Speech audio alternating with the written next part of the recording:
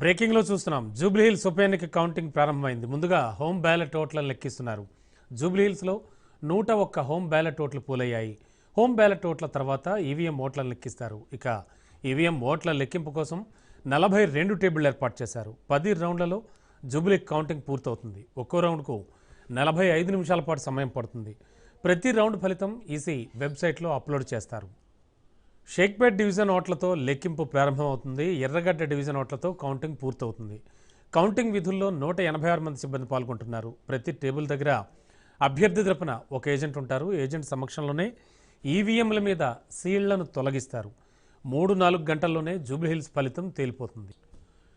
అభ్యర్థుల వారీగా వచ్చిన ఓట్లన్నీ కలిపితే సంబంధిత పోలింగ్ కేంద్రంలో నమోదైన పోలింగ్ శాతానికి సరిపోవాలి.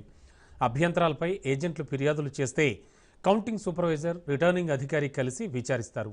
ఓట్ల లెక్కలో వ్యత్యాసం తేలితే రిటర్నింగ్ అధికారి ఆ పోలింగ్ కేంద్రానికి సంబంధించిన వీవీప్యాట్ డబ్బాలోని చిట్టీలను గుర్తుల వారీగా లెక్కిస్తారు. ఎలాంటి ఫిర్యాదులు లేకుంటే కౌంటింగ్ అబ్జర్వర్ ఆ రౌండ్కు సంబంధించిన ఫలితాన్ని కేంద్ర ఎన్నికల సంఘం వెబ్సైట్లో నమోదు చేస్తారు.